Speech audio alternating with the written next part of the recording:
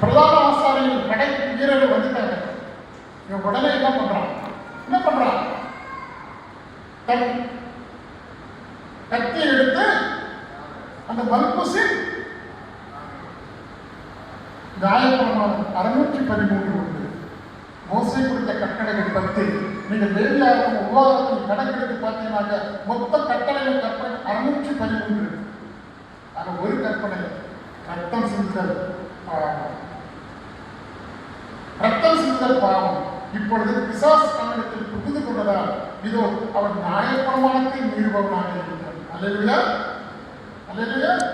என்ன பர்பஸாக இருந்தாலும் அவன் நியாயப்பிரமாணத்தை அவன் பழைய ஏற்பாட்டு காலத்தில் வாழ்ந்தது நிமித்தம் அவன் மாறுகிறான்.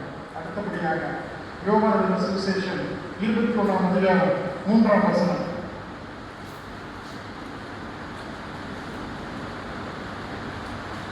பேதுரு, தோமா, யோவான், நத்தானியேல், யாக்கோபு மற்றும் 2 சீஷர்கள் என்ன பண்றாங்க?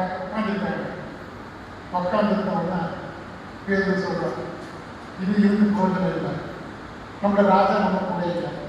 ஸோ வாங்க நம்ம மீன் பிடிக்க போலாம் சொல்லிட்டு பிசாசு அவனை என்ன பின்மாற செய்கிறது. He is going back to his old position. எல்லாத்தையும் விட்டு அவன் மீன் பிடிக்க போகிறான். 6 வித காரணங்கள் இயேசுவை அவன் வருதலிப்பதற்கு ஒரு காரணமாக பிசாசின் காரியங்கள். ஆனாலும் பிரியமானவர்கள், மிக அருமையான ஒரு காரியம் யூதாஸ் காரியத்தை காட்டிக் கொடுத்தான். அவன் அழுதான், மனக்கசந்தான். ஆனால் தேவனிடத்தில் அவன் நம்பிக்கை பெற்றான். தேவனிடத்தில் அவன் தன் வருத்தத்தை தெரிவிக்கவில்லை. ஆனால் பேதுரு 3 முறை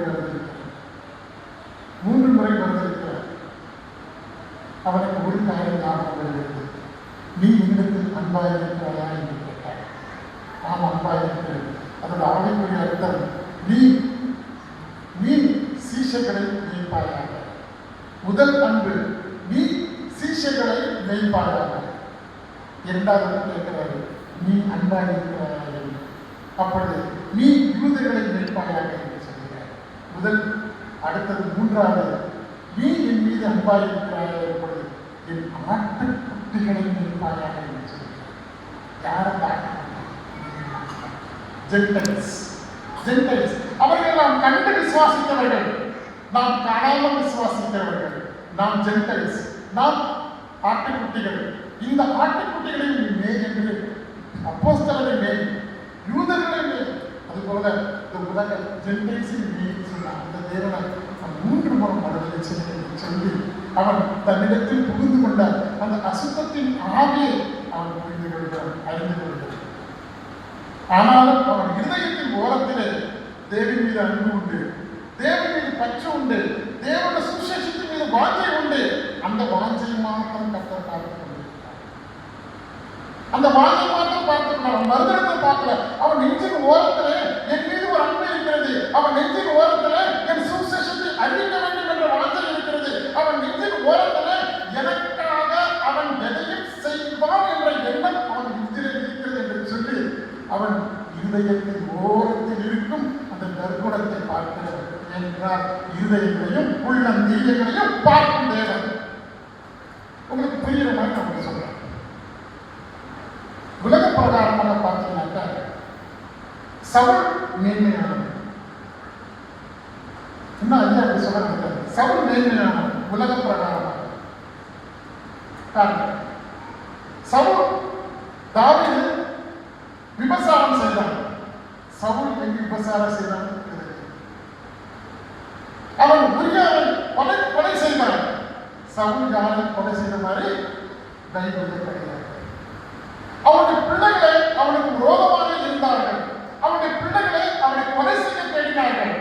ஆனால் சவுலுடைய மகன் யோனத்தான் கடைசி வரை தகப்பனோடு கூட இருந்தான். அழகாக குடும்பத்தை வளர்த்திருக்கிறான். அவனுக்கு மறுமனையாக கிடையாது. அவன் விபசாரம் செய்யவில்லை. இத்தனை நற்பண்புகள் இருந்துச்சு. ஆனால் இத்தனை நற்பண்புகள் இருந்தாலும் தேவன் தாவீதை தெரிந்து கொண்டார் என்றால் மனுஷன் முகத்தை பார்க்கிறான், மனுஷன் உலகத்துல வாழ்க்கையை பார்க்கலாம். ஓ 5 பிள்ளைங்களா, 5 பிள்ளை நல்லா செட்டில் ஆயிடுச்சு, ஆசீர்வதிக்கப்பட்டவங்க இல்லை பிரியமானவர்கள். அந்த 5 மனிதர்கள் பார்ப்பது 5 பிள்ளைகள் செட்டில் ஆகிவிட்டது, நல்ல நிலைமைக்கு வந்து விட்டார்கள், அது ஆசீர்வாதம் அல்ல. அந்த தேவனை நினைக்கிறார் அந்த 5 பிள்ளைகளும் நித்திய ஜீவனை அடைய வேண்டும் என்பது தேவனுடைய சித்தமாக இருக்கிறது. அல்லேலூயா, அல்லேலூயா. பிரியமானவர்களே, தாவீது ஓரத்துல, நெஞ்சின் ஓரத்துல அவனுக்கு ஒரு வாஞ்சை, நான் கேது மகன் கட்டப்பட்ட மச்சிலுக்கு அரண்மனையிலே நான் குடியிருந்து கொண்டிருக்கிறேனே, இதோ உடன்படிக்கை பற்றி கூடாரத்தில் இருக்கிறது என்ற அவருடைய மனதிலே ஒரு ஏக்கம். இதோ பக்தவாதத்தில் தவறு செய்து விட்டன என்று ஆண்டவரை சுத்த இருதயத்திலே என்னுடைய சிருஷ்டியின் நிலைவரமான ஆவியிலே உயிர்ப்பியும் என்று சொல்லி அவன் 56 சங்கீதத்தில் மனதுருக பாடுகின்றானே, அந்த மன ஒழுக்கத்தை கண்டார். உலக பிரகாரமாக சவுல் வாழ்வு மேன்மையானதாக இருந்தாலும், உலக பிரகாரமாக தாவீதின் வாழ்வு ஒரு கசப்பான வாழ்வாக இருந்தாலும், அவன் ஆவிக்குரிய காரியங்களே சவுலுக்காக மிக மிக மிக மேன்மையான. அதே போல அவன் மறுதளிச்சிருந்தாலும் அவன் உள்ளத்தில் ஒரு வாஞ்சை, இந்த ஊழியத்தை செய்ய வேண்டும், இந்த ஊழியத்தை செய்ய வேண்டும், இந்த இயேசு கிறிஸ்துக்கு பிறகு நான் வழிநடத்தி செல்ல வேண்டும், என் மீது கொடுக்கப்பட்ட பொறுப்பு என்று அவன் உணர்ந்திருக்கிறான். அந்த உணர்வை, அந்த அன்பை தேவன் பார்த்து இவன் தான் இந்த ஆடுகளை மேய்ப்பவன் என்று சொல்லி அவன் மறுதளித்ததை அவன் பெரிது கொடுத்தது. இப்படி சொல்கிறேன், நீ நினைச்சிடலாம், ஐயோ இந்த பாவம் பண்ணிட்டேனே, நான் அந்த பாவம் பண்ணிட்டு நினைச்ச பாவம், நான் பாவம் பண்ணிட்டேன்ற உணர்வு உங்க மனசுல இருக்கு, பாவம் பண்ணிவிட்டேன்ற உணர்வு உங்கள் மனதில் இருக்கிறதே இல்லவா? இதோ நான் நித்திய ஜீவனுக்கு செல்ல வேண்டும் என்ற அந்த உணர்ச்சி உங்கள் இருதயத்தில் இருக்கிறது அல்லவா? அதைதான் தேவன் மாட்டார். பிரியமானவர்கள், மனதை உன் நெஞ்சனுக்கு தாராய் மோட்ச வாழ்வை தருவதற்கு தாராய் பிரியமானவர்கள், உள்ளத்திலே ஒரு ஒளியை இயேசு கிறிஸ்து பார்க்கிறார். அவன் வருடத்திலே அப்படி அவன் மறந்து கொண்டிருக்கிறார். ஸோ அவர் என்ன பண்றாரு, கைது அதோட இருக்கிறார், தான் பண்ண பாவத்தெல்லாம் அப்படியே வச்சிருக்காரு மனசுல. அவர் 2 நிருபத்துல நான் இன்னொரு பாவத்தை செய்தேன், நீங்க செய்ய வேண்டாம் என்று நமக்கு ஆவிக்குரிய பாடமாக, ஒரு நிழலாட்டமான பாடமாக உங்களுக்கு சொல்கிறார். முதலாவதாக நீங்க பார்த்தீங்கன்னாக்க 1 பேதுரு 4:7 அவர் என்ன சொல்றாருனாக்க, ஜெபம் பண்ண ஜாக்கிரதையாக இரு, ஜெபம் பண்ண ஜாக்கிரதையாக இரு. பிரியமானவர்களே, இந்த திருப்பூர் சபை மக்களை இயேசு கிறிஸ்து 3 வாட்டி வந்து என்ன ஜெபம் பண்ணினாரு. நான் தவறிட்டேன், நான் ஒரு அஜாக்கிரதை உள்ளவனாக இருந்தேன், நான் ஒரு அஜாக்கிரதை உள்ளவனாக இருந்தேன். அதற்கான மனம் வருதுகள், நான் செய்த தவறுகள் இந்த சபை மக்கள் செய்யக்கூடாது என்று நான் வேண்டிக் கொள்கிறேன். அவர்கள் நீங்கள் விழித்திருந்து ஜெபம் பண்ணுங்கள், நான் தூங்கிவிட்டேன், அதற்காக ஆண்டவரை மன்னிப்பை கேட்டுக் கொள்கிறேன், நீங்கள் விழித்திருந்து ஜெபம் பண்ணுங்கள் என்று அவர் முதல் தவறை தன் நிருபத்தின் மூலம் ஆண்டவரிடத்தில் மன்னிப்பு கேட்டு அதையே ஒரு பாடமாக வைத்து நமக்கு ஒரு பாடத்தை சொல்லியிருக்கிறார். He is teaching the lesson for us. விழித்திருந்து ஜெபம் பண்ணுங்கள், நான் தூங்கிட்டேன். அடுத்தது 2ஆம் செய்த தவறு 1 பேதுரு 2ஆம் அதிகாரம் 13ஆம் வசனம், நீங்கள் கீழ்ப்படியுங்கள் என்று சொல்கிறார். நீங்கள் கீழ்ப்படிந்திருந்தீர்கள் என்று சொல்கிறார். ஆனால் பிரியமானவர்களே, இந்த சபை மக்களே, சபை குழுவே, நான் கெத்செமனே தோட்டத்திலே இந்த 613 நியாயப்பிரமாண கட்டளைகளான ஒரு கட்டளையை நான் மீறிவிட்டேன். அந்த கட்டளைக்கு நான் கீழ்ப்படியவில்லை, ஒரு ரத்தம் சிந்துதலுக்கு நான் காரணமாகிவிட்டேன். நீங்கள் அது போல இருக்க வேண்டாம். நீங்கள் கர்த்தருடைய வார்த்தைக்கு, கர்த்தருடைய கட்டளைகளுக்கு கீழ்ப்படுகிறேன் என்று சொல்லி தன் 2வது தவறை அங்கு அழகாக ஒரு மறைமுகமாக அவர் எழுதி வைக்கிறார். 3ஆவதாக 1 பேதுரு 5ஆம் அதிகாரம் 5ஆம் வசனம், உங்களுக்குள்ளே பெருமை இருக்கக்கூடாது என்று சொல்கிறார். கிறிஸ்தவர்கள் உண்மையாக சொல்ல தெரியுமானவர்கள் இருக்கிற ஒரு பெரிய கட்டளை நமக்கு வேண்டும். நம்ம எளிமையிலிருந்து வந்திருக்கோம், தாழ்மையிலிருந்து வந்திருக்கோம். உண்ண உணவு இல்லாமல், உடுக்க உடை இல்லாமல், இருக்க இடமில்லாமல் இடத்திலிருந்து நாம் வாழ்க்கையை தொடங்கியிருப்போம். கர்த்தர் கொடுத்த ஆசீர்வாதத்தினாலும் பெற்றோர்கள் நண்பர்களினாலும்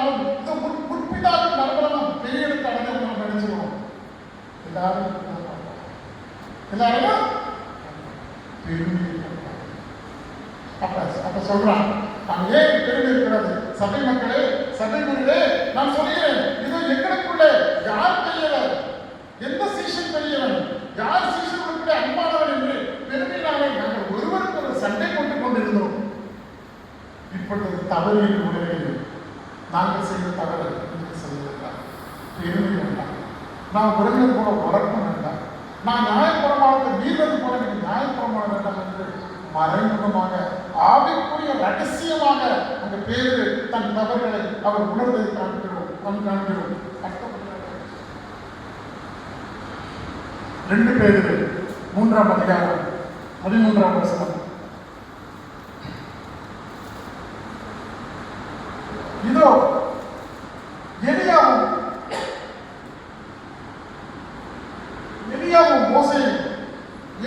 மோசேயும் இயேசுவோடு இதோ வந்த பொழுது, ஏன் 3 பேரும் அழகாக பேசிக் கொண்டிருந்த பொழுது, நான் இங்கே கூடாரம் போட்டு இந்த பூமி நல்லா இருக்கு, நம்ம இங்கேயே செட்டில் ஆயிடலாம் அப்படின்னு சொல்லிட்டு இயேசுக்கு சொல்றான், நீங்க நானே எலியா மோசே கூடாரம் போட்டு இங்கேயே செட்டில் ஆயிடலாம் சொன்னா. அப்ப சொல்றாரு, புதிய வானம் புதிய பூமி என்று ஒன்று உண்டு. நான் அந்த புதிய வானம் புதிய பூமியை மறந்து, நான் அந்த புதிய வானம் புதிய பூமியை வந்து இந்த மண்ணுலகமே பெரிய உலகம் என்று சொல்லி தீர்க்கதரிசிகளோடு நான் தங்க தடை செய்து விட்டேன். அன்று நான் அவங்களோட சேர்ந்து புதிய வானத்தை கண்டிருக்கலாம். நீங்கள் புதிய பூமிக்காக எதிர்பார்த்துக் கொண்டிருக்கிறது என்று மறைமுகமாக தன் விருப்பத்தில் சொல்கிறார். தான் செய்த தவறுகள் ஒன்றாக சொல்கிறார். அடுத்தபடியாக கடைசியாக 1 பேதுரு 5ஆம் அதிகாரம் 1 வசனத்தில் சொல்கிறார், நான் அவருடைய பாடுகளின் சாட்சியாக நான் இருக்கிறேன். அதுபோல நீங்களும் அவருடைய பாடுகளின் சாட்சியாக இருக்கிறீர்கள் என்று சொல்கிறார். அதை மனசுக்குள்ள சொல்லியிருப்பாரு, உள்ளான சாட்சியாக இல்லை. என்ன சில இடத்துல விட்டுட்டு போயிட்டேன். ஆனால் நான் கெத்செமனே தோட்டத்தில் இருந்து இதோ தலைமை போதகரான தாய்பாவின் அரண்மனையிலே நான் இருந்தேன். அவருடைய பாடுகளை நான் சாட்சியாக கண்டேன். என்னை நீங்கள் மனிதனுக்கு பேதர் என்று சொல்லுகிறீர்கள். முதன்முறையாக ஒருவனை கண்டுபிடித்த பின்பு ஐயோ கண்டுபிடித்து விட்டாலே நான் ஓடி இருக்கலாம்,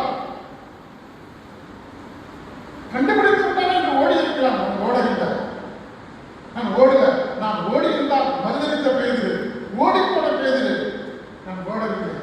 தைரியமாக என்ன நடக்கிறது என்பது, என் தேவனுக்கு என்ன நடக்கிறது என்று நான் சாட்சியாக இருக்க வேண்டும். ஆனால் நிரூபமாக எழுத வேண்டும் என்று அமர்ந்து கொண்டிருக்கிறான். 2வது ஒருத்தர் சொல்றான், குறித்து சொல்றான், நீ அங்க இருந்ததுதானே, அதுதான் பயப்படல, நான் இல்ல ஓடிருக்கலாம் கண்டுபிடிச்சிட்டாங்கன்னு சொல்லிட்டு. யூஸ்வலா என்ன பண்ணுவோம், ஒரு தப்பு பண்ணிட்ட பிறகு என்ன அது இடத்துல சொல்லிட்டு ஃபர்ஸ்ட் டைம் ஓடி போடுவாங்க. அவன் ஓடவே இல்லை. அவ்வளவு மன தைரியம் உண்டு.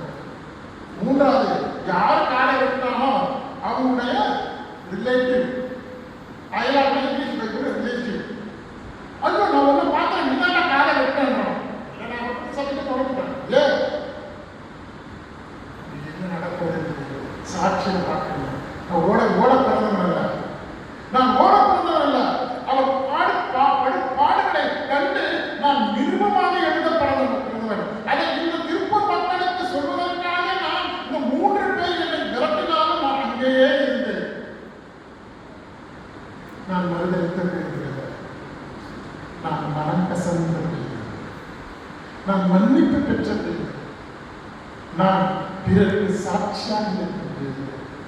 நான் அப்போஸ்தலர்களை யூத மக்களை உங்கள் யாவரையும் மெய்ப்பண்ண தயவு செய்து என்னை மறுதளித்த பேரில் என்று சொல்ல வேண்டாம். நான் மனம் கசந்த பேர், மன்னிப்பு பெற்ற பேரில் சொல்லி அவர் அழகாக செய்தார். பிரியமானவர்களே, நம் வாழ்க்கையில் பேதுரு போல சாத்தானின் கொடூரக்குடியினாலே, நம்முடைய நற்குணத்தினாலே தேவன் நம்மளுக்கு யோபு எடுத்துக்கீங்க. யோபு தப்பு பண்ணல, யோபு பண்ண ஒரே தப்பு, தேவன் எல்லா ஆசீர்வாதம் கொடுத்ததும் பெற்றுக்கொண்ட தப்பு. அதே மாதிரி இன்னைக்கு நாங்கள் உட்கார்ந்து ஒரு கூரை முன்னாலே தான் தப்பு.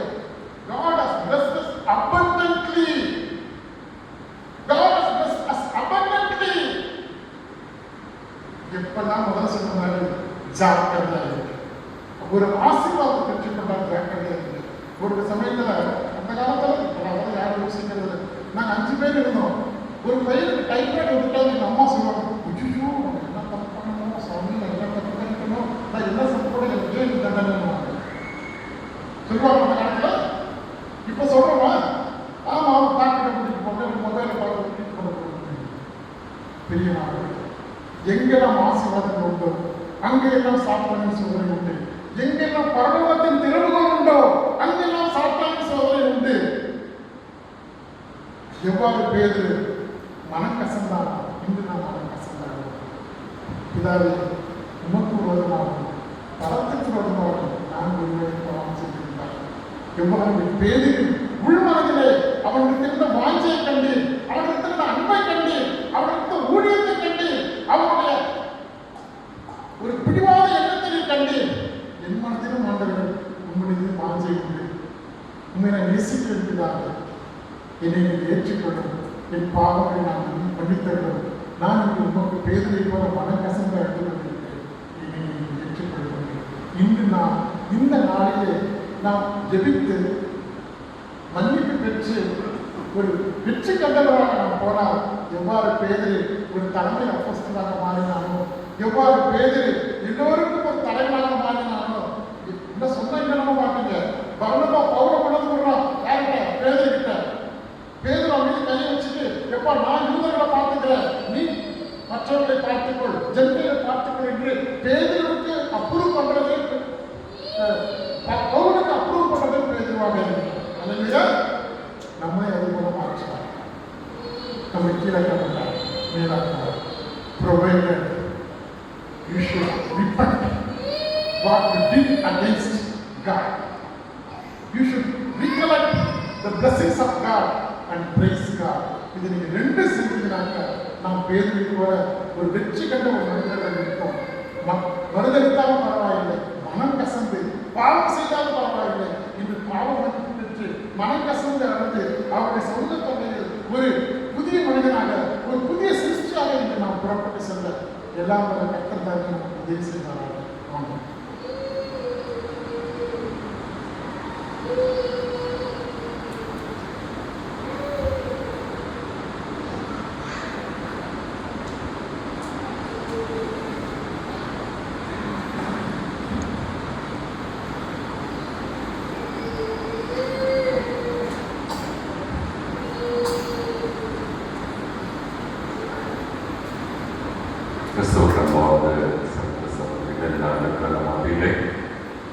பேதுருவை குறித்து ஒரு பிரீஃப் கேஸ் ஸ்டடீஸ் அழகாக சத்தியங்களை பகிர்ந்து கொண்ட திருச்சபை சிடிபி டைரக்டர் மற்றும் சென்னை ஜோ பைபிள் காலேஜுடைய டீன், வங்கியிலே ஜெனரல் மேனேஜராக இருந்து சிறப்பாக பணியாற்றிய ஜான்சன் ஐயா அவர்களுக்கு நன்றிகளை படைக்கின்றோம். பேதுருவை குறித்ததான ஒரு முழுமையான சத்தியத்தை நம்மோடு பகிர்ந்து கொண்டார். மறுதளித்த பேதுருவின்றே நாம் சென்று கொண்டிருக்கிறோம். ஆனால் மனம் கசந்த மனித பெற்று பேதுருவை நற்செய்திகள் மூலமாக, போஸ்ட் நடவடிக்கைகள் நிருபங்கள் மூலமாக ஆழமான சத்தியத்தை பகிர்ந்து கொண்ட ஜான்சன் ஐயா அவர்களுக்கு திருச்சபையின் சார்பில், சபை சங்கத்தின் சார்பில் நன்றிகளை படைக்கின்றோம்.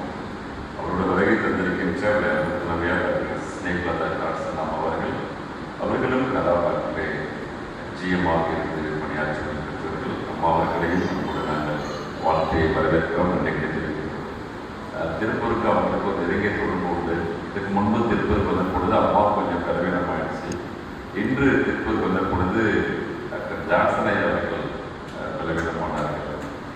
நான் கூட சொன்னேன், ஐயா உங்களுடைய விளைவெடுத்த நிமித்தம் பார்த்துக்கங்க, ரொம்ப ரிஸ்க் எடுக்க வரேன்னு சொன்னேன். ஐயா பின்னிருக்கிற வசனத்தை காட்டி சொன்னார். ஐயா என்ன வசனம் பின்னிருக்கின்றார், நான் வாழ்கிறேன் நீங்களும் வாழ்கிறீர்கள், பலப்படுத்துவார்கள் என்று சொன்னார். கத்தர் பலத்தினாலே மிக ஞான ஒரு செய்தியை நம்மோடு நன்றிகளை படைக்கின்றோம். தொடர்ந்து அவர்களுக்கு செலுத்திக் கொள்ளுங்கள். அவருடைய பிள்ளைகள் மருமக்கள் 4 பேருமே மருத்துவர்களாக உள்நாட்டிலே பணியாற்றி வருகிறார்கள். அது மாத்திரமல்ல, டாக்டர் ஜான்சன் ஐயாவும் டாக்டர் ஸ்னேகலதா ஜான்சன் அம்மாவும் அநேக